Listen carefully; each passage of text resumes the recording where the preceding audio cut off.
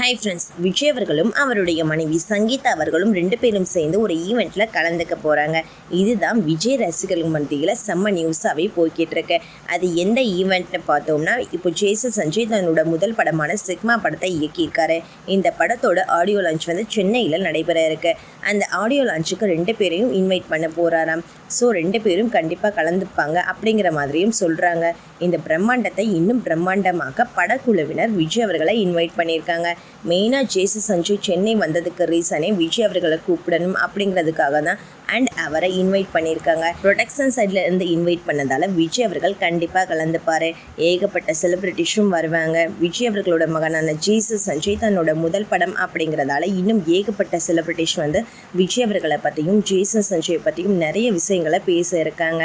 And Jason Sanjay அவர்கள் விருப்பப்பட்டது என்னென்னா, அவங்க அம்மாவும் அப்பாவும் சேர்ந்து வரணும். விஜயை இன்வைட் பண்ணியாச்சு அண்ட் சங்கீதா அவர்களும் கண்டிப்பாக வந்துடுவாங்க. விஜய் அவர்களை இன்வைட் பண்ணியாச்சு, ஸோ சங்கீதா அவர்களும் கண்டிப்பாக வந்துடுவாங்க.